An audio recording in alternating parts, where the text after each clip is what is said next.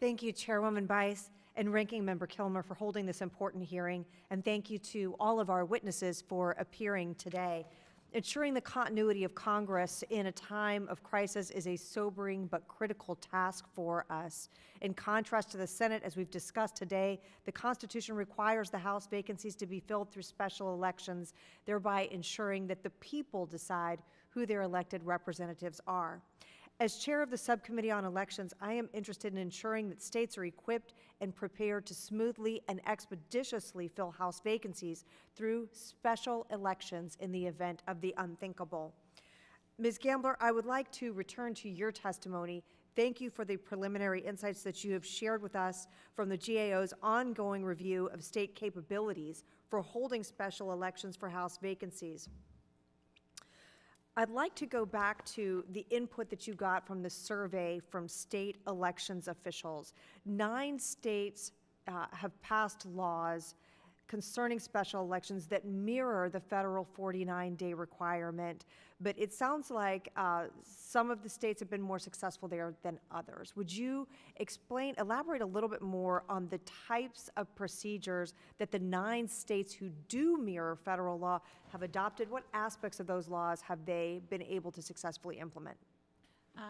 Absolutely, Congresswoman. Thank you for the question. So there's a little bit of variation across those 9 states, but generally most of them have adopted into their state laws provisions addressing the 49-day time frame that's specified into USC 8B. A few of the states have also addressed other aspects of 2 USC 8B, which is the federal law we're talking about, and those include provisions related to the candidate selection process and the transmission of ballots for military and overseas voters.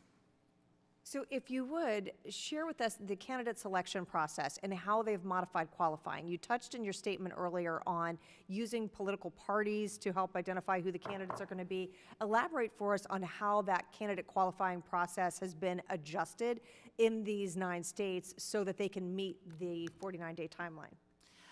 Yes, thank you for the question. We haven't looked in detail at what the specific procedures would be for candidate selection in those 9 states in particular. But what I can say is that for some of those 9 states, they have particularly adopted the timeframes that are specified in the federal law that we're discussing related to identifying candidates. So it's really the timeframe piece that we're speaking about. And the other thing that you brought up specifically is the UOCAVA, our overseas voters, our overseas military voters. There are also provisions in federal law that tell elections officials when those ballots need to be mailed, how long they need to be out there. Did you discover that some of those provisions are inconsistent with a requirement that we fill these seats in 49 days? Yes, thank you. I think that's an important point. So there are differences in the timeframes for the transmission of ballots to military and overseas voters between what's specified in 2 USC 8B and what's in UOCAVA. 2 USC 8B specifies that states are to transmit to the greatest extent practicable ballots to military and overseas citizens voters within 15 days of Speaker's announcements.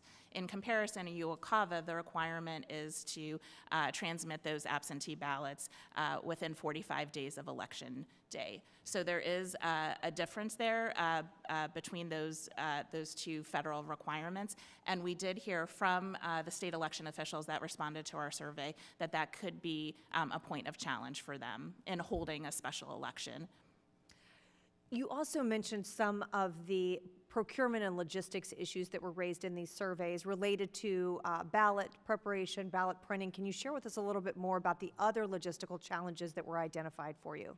Absolutely. So there is, of course, a relationship between candidate selection and ballot preparation. We heard in doing our work that the selection of candidates is obviously important so that ballots can then be printed and prepared. And we did hear from states that it could be challenging to prepare and print ballots on a compressed time frame because of what their existing state laws and procedures are related to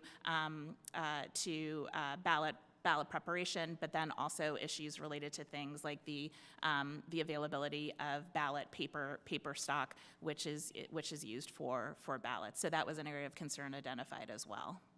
Thank you. Madam Chairman, I yield back.